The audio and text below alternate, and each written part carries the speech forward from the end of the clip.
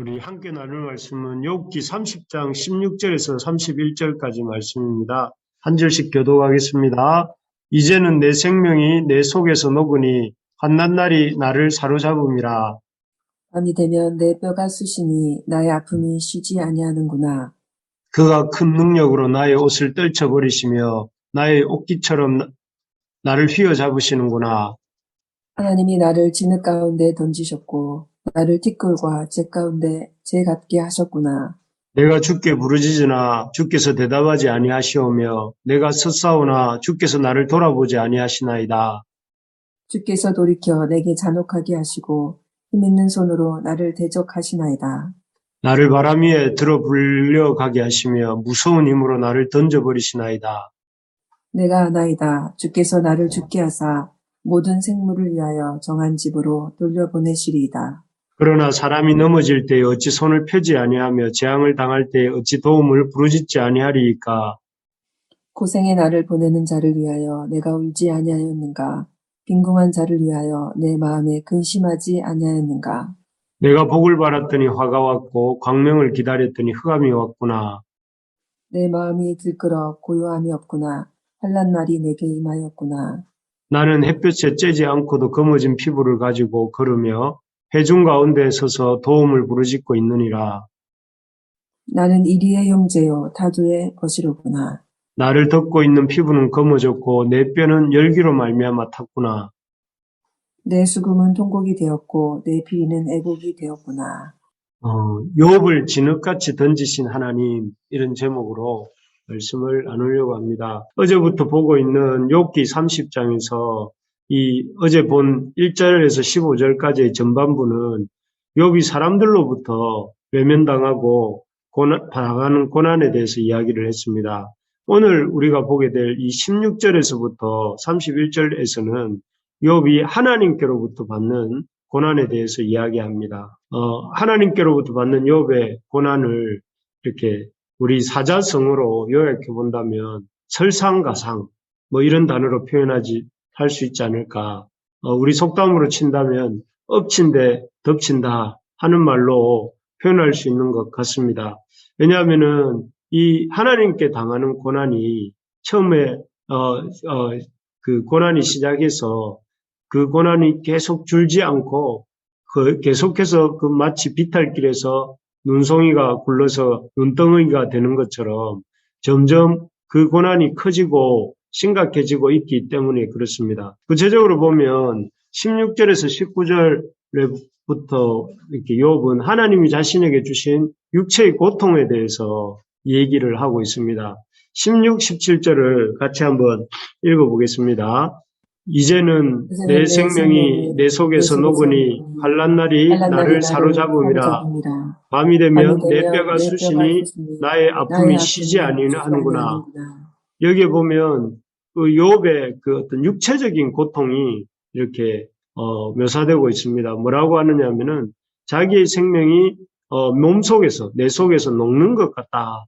그런 고통을 느끼고 그 고통이 얼마나 강렬하면 뼈가 녹는다, 속에서 녹는다 이런 표현을 쓰고 또 그 고통이 뼈가 쑤시는 것 같고 쉬지 않는 고통이다 이렇게 말을 합니다. 그리고 또 이런 고통에 대해서 좀 세부적인 묘사는 그 29절, 30절에도 묘사되고 있죠. 그래서 내 뼈가 열기로 말미암아 탔다. 그 참 우리가 이 듣기 힘든 말을 말할 때 뼈 때리는 말이다 이런 말을 하지 않습니까? 그리고 또 힘든 고통을 얘기할 때 뼈를 깎는 고통 이런 말을 하는데 참 그런 고통이 욥에게 참 쉬지 않고 있었다 하는 것을 볼 수가 있고 그래서 그런 고통의 강도가 얼마나 극심했는지 19절에 보면 욥이 뭐라고 말을 하느냐면은 하나님이 나를 진흙 가운데 던지셨고 나를 티끌과 재 같게 하셨구나 이렇게 묘사하고 있습니다. 여기서 보면 진흙에 하나님 나를 진흙 가운데 던지셨다 이 표현은 자신을 마치 이렇게 죽은 사람의 시체가 땅속에 묻혀서 부패하는 것처럼 자신을 진흙같이 죽은 사람 같이 되게 하셨다라는 뜻이고 이제 사실은 그것을 더 지나서 그 진흙같이 되었다가, 이렇게 이 티끌과 재같이 되게 하셨다 하는 아주 이렇게 이 죽음 이후에 또 아주 이렇게 메마르고 메말라서 티끌처럼 되었다가 이제 재처럼 흩어지는, 거의 사라져서 없어지기 일보 직전에 이런 상태처럼 되었다 하는 이런 고백이 속에, 그런 고백입니다. 정말 어제 본문입니다. 볼 때 한때 시냇가의 신기운 나무처럼 하나님의 풍성한 생명을 공급받아서 말씀의 빛 가운데 거하면서 많은 사람들에게 위로를 주고 많은 사람들이 그를 봄비처럼 반가워하고 그의 지도를 즐거워했던 그런 영향력 있는 삶을 살았던 욥이 참 일시간에 이렇게 몰락하여서 참 모든 것을 다 잃어버리고 처참한 육체적 고통 가운데 놓여 있는 이 욥의 모습을 참 우리가 볼 때에 욥의 고통이 얼마나 컸을까. 쭉 고통스럽다가 또 고통스러운 것이 아니라 너무나 잘 나가고 너무나 이렇게 참 사람들로부터 높임을 받고 또 환대를 받고 또 사람들로부터 참 존경을 받던 그런 욥이 하루아침에 이렇게 모든 것을 다 잃고 정말 이 처참할 정도로 아주 낮아진 이 욥의 모습이 이 육체적 고통의 이 모습이 아닐 수 없습니다. 그런데 이런 고통에서 끝나는 것이 아니라 하나님께서는 이 욥을 더 이렇게 고통스러운 상황으로 이렇게 이어가시는데 그것은 하나님의 그런 계속되는 침묵이었습니다. 우리 20절을 같이 한번 읽어보겠습니다. 20절입니다. 시작. 내가 주께 부르짖으나 주께서 대답하지 아니하시오며 내가 섰사오나 주께서 나를 돌아보지 아니하시나이다. 예, 욥에게 이 육체의 고통보다 더 큰 고통은 무엇이었는가 하면, 육체의 고통보다 더 큰 고통은 하나님의 이런 침묵이었습니다. 그래서, 하나님께서, 하나님 앞에 욥이 간절히 부르짖지만, 하나님께서 전혀 욥을 돌아보지 않으시고, 침묵하시는 것을 보게 됩니다. 예수님이 십자가상에서 자신이 만든 피조물로부터 이렇게 침뱉음을 당하고 또 못 박히시면서 엘리 엘리 라마 사박다니 하고 절규하시던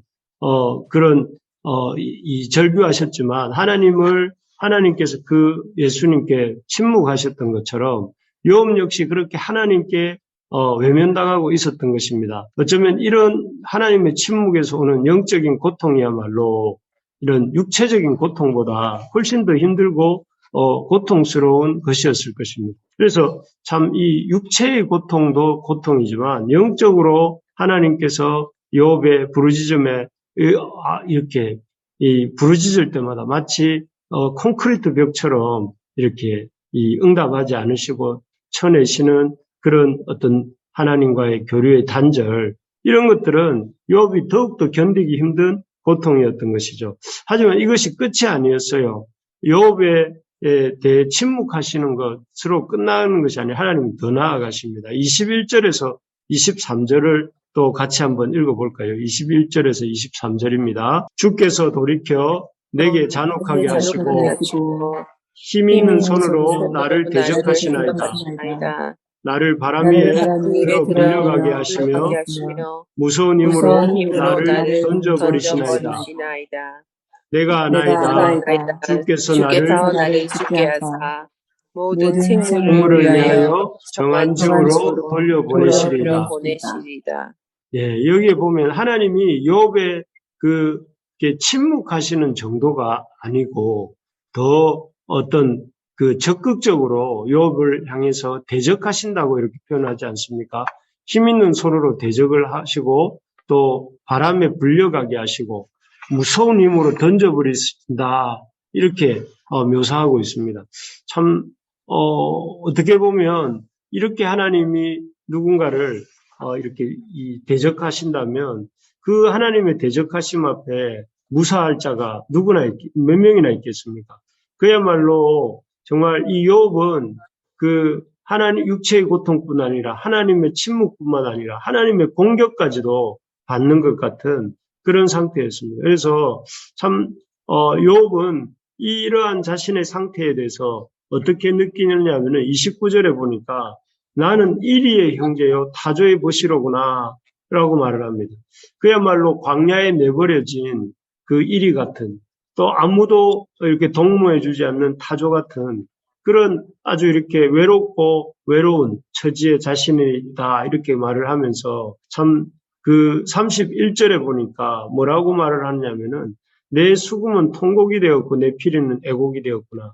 그야말로 통곡하고 싶은 큰 소리로 울고 싶고 또 슬프게 부르짖고 싶은 애곡하고 싶은 자신의 처지를 이렇게 고백하고 있습니다. 참 이 사람으로부터 받는 고난도 보통 고난이 아니었지만 욥이 하나님으로부터 받는 이런 고난들 정말 이 육체적인 고통 이 사람이 아픈 것을 그 욥의 친구들이 한결같이 주장하는 것처럼 그 당대의 사람들은 하나님께로부터 버림받은 결과라고 이렇게 생각하지 않았습니까? 그런 육체의 고통이 계속되고 있고 또 그뿐만 아니라 이 하나님과의 영적 교제가 찬양을 해도 기도를 해도 어떤 것을 해도 하나님과 단절되어 있는 것 같은 느낌들 그리고 또 무엇보다 하나님이 자기를 죽이시려고 하는 것 같은 그런 하나님의 그런 누르심 또 자신에 대한 압박하심이 그의 이런 고난들이 참 욥에게 얼마나 큰 고통이었을까 이런 생각을 해보게 됩니다. 참 이 하나님의 이런 계속되는 욥을 향한 고난을 주심에 대해서 이렇게 보면서 참 욥과 같이 신실한 인생의 가운데도 참 이런 고난이 있을 수 있구나 하는 생각을 오늘 본문을 이제 늘 이렇게 욥기를 통해서 계속 그런 생각을 했지만 이런 욥의 오늘 본문에서도 더 특별하게 그렇게 생각하게 되는 것 같습니다. 우리가 생각할 때 의롭게 살면 내가 하나님 앞에서 정직하고 의롭게 살면 고난이 없을 것이다. 이렇게 생각하고 할 때가 있습니다. 그런데 어렵게 살기 때문에 어렵게 살면 고난이 없는 것이 아니라 어렵게 살기 때문에 그 어려움을 드러내기 위해서 하나님은 때로 이렇게 욥에게 주시는 고난 같은 고난을 우리에게 겪게도 하시는 게구나 하는 생각이 듭니다.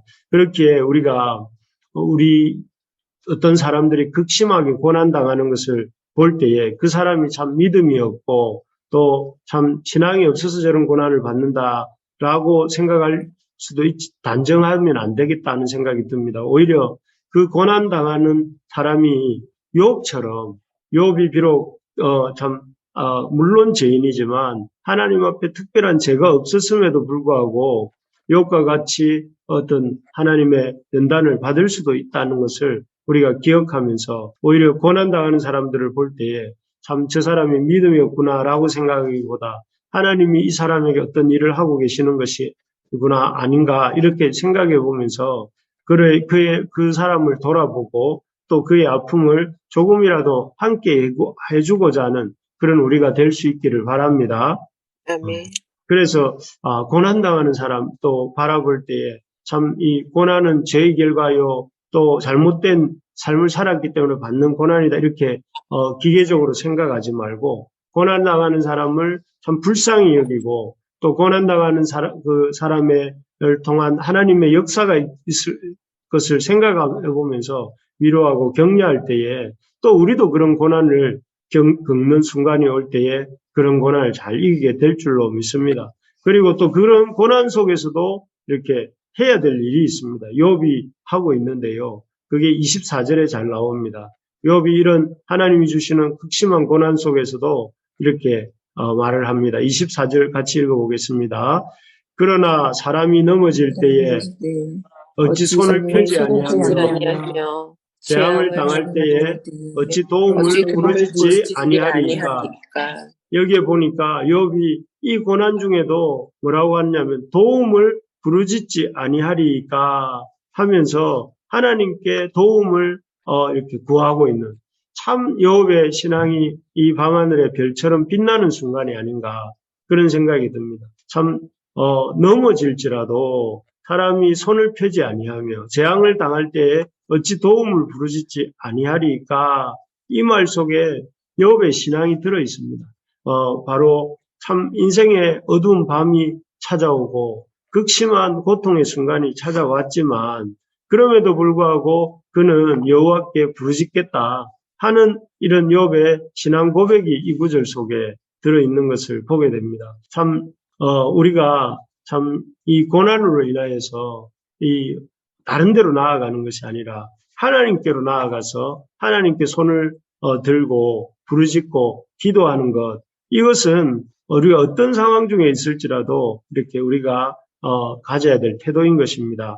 인생에서 찾아오는 고난에 대한 답은 이렇게 욥기 마지막에 욥의 인생의 고난이 해답이 주어지지만 그 이전에는 아무도 답을 주지 못하지 않습니까? 오직 하나님만이 욥의 인생에 그 찾아온 이해할 수 없는 고난을 이렇게 고난의 이유와 또 고난을 뛰어넘게 하시는 것처럼 우리 인생의 고난은 이렇게 하나님만이 답을 주실 수 있습니다. 그래서 참 우리가 고난이 찾아올 때에 참 하나님 앞에 나아가서 부르짖는 우리 모두가 됩시다. 그래서 하나님이 주시는 그 고난을 우리는 이해할 수 없지만 이 고난의 의미를 이해하게 해달라고 기도하고 또 그 고난의 문제를 해결해달라고 기도하고 그 고난을 통해서 우리가 또 성장하고 열매 맺게 해달라고 손을 펴서 욥처럼 부르짖는 저와 여러분들이 되기를 주님의 이름으로 축복합니다. 그래서 여러분 요즘 힘드시죠? 고난이 있으시죠? 여러분들이 제가 어떤 이런 고난을 당할 때에 이런 고난을 이상하게 여기지 말고 욥처럼 하나님 앞에 들고 나가는 우리가 됩시다. 그래서 그 고난을 인해서 하나님 앞에 기도하고 이 계속되고 있는 고난이 우리를 버리심도 아니요. 계속되고 있는 그 고통이 우리를 외면하고 계심도 아니요. 그 고통으로 인해서 우리를 이렇게 참 완전히 놓아버리시는 그런 뜻이 있는 것도 아니고 하나님은 그 고난을 통해서 우리를 이렇게 연단하시고 그 고난을 통해서 우리가 더욱더 크신 하나님을 알게 하시고 더 나아가서 하나님의 큰 능력을 경험케 하시고자 하시는 우리가 생각지 못했던 하나님의 놀라운 섭리가 그 속에 있다 하는 사실을 우리가 기억하고 그 하나님을 이렇게 맛보는 기회라고 생각하면서 이 고난 속에서 좌절하지 말고 우리 서로 의지하고 격려하면서 주님 앞에 이 문제를 풀어가는 또 이 문제의 해답을 얻어가는 우리 모두가 될 수 있기를 주님의 이름으로 축복합니다. 아멘.